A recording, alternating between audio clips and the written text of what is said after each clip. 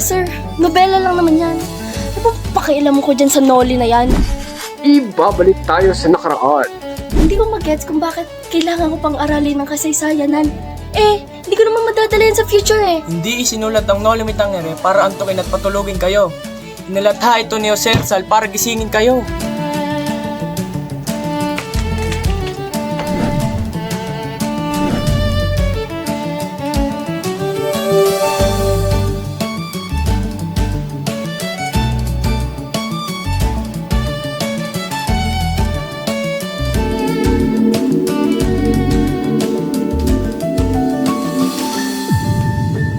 Hangad kong mamulat ang susunod na henerasyon sa sinasapit ng aming panahon sa pangaaping ginawa ng mga Kastila sa bayang yaon.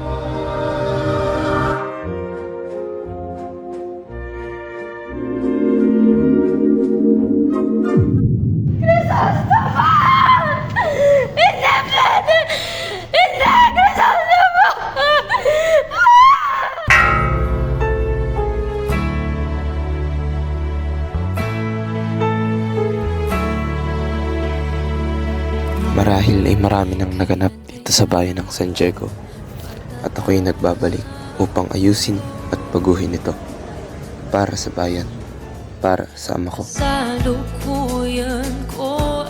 Crisostomo, ikinabalik na. May mga pangakong hindi kayang limutin ng distansya, aking sinta. Nagagalak akong muli kang makita. Kahit ilang 7 taon pa ang paulit-ulit, hihintayin kita. Anak, huwag mong ibigay ang iyong puso ng basta-basta. Marami riyang nagbabantay na hindi maganda ang intensyon. Ang bayay hindi dumaraing sapagkat gabi natutulog kaya hindi kumikilos. Mag-iingat kay Bata. Pagpus, nagdadala ng liwanag at siyang laging umunod. Hindi ka nila lalabanan ang makam. Pagkat maaari ka nilang sa gitna. Hindi lahat ng katotohanan ay ligtas sa paglaban. Kung ano ang magiging pasya ng simbahan, kayo na lang susundin, Padre.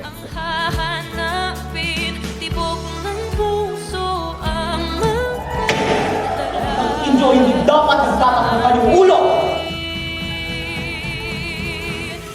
Pagdarasal kita, Ibarra, sapagkat may mangyayari sa iyo.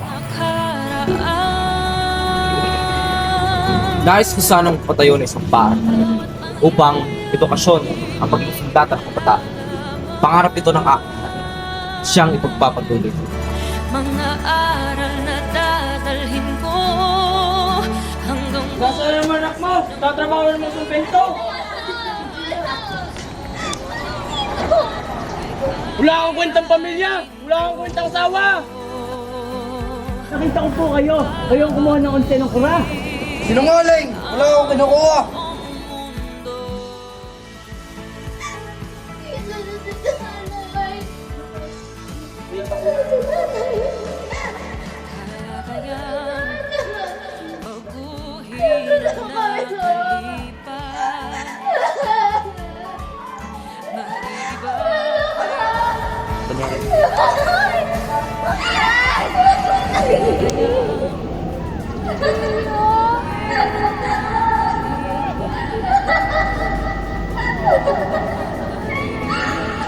Sa tulong ng pakikipaglaban, tayo ay makakalaya. Ngunit, hindi makakabit sa paghimagsik ang pagbabagong hinahangad mo!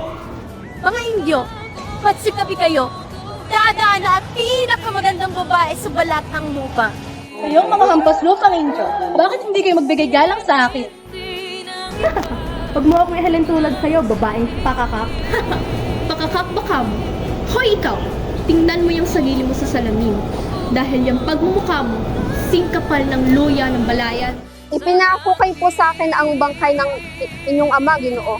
At saan nyo ito? Inutusan po ako na ilipat na lamang po sa libingan ng mga itik. Pero sa takot at awa ko po ay tinapon ko na lamang po sa lawa. Hanggang nang may nabubulong kung saan siya'y nararapat. Ito na akin yung panlalait, Padre. Wala kang karapatang burakan ng ngalan ng aking ama!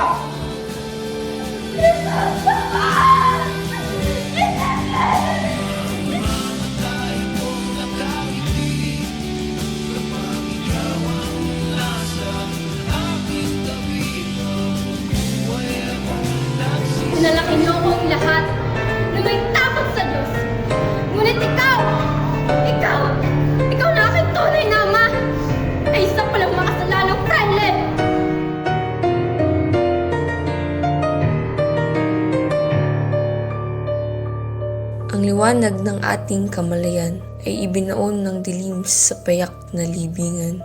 Kay pait naman ng aking kapalaran, ang di masilayan ang pagmulat ng aking bayan. Naway ang liwanag na ibinaon ay muling matuklasan ng mga kabataang ang hangad ay isang kalayaan.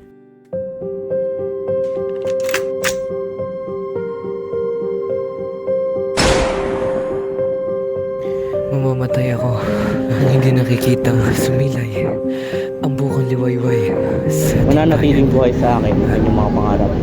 Hindi pa rito nagtatapos ang kwento.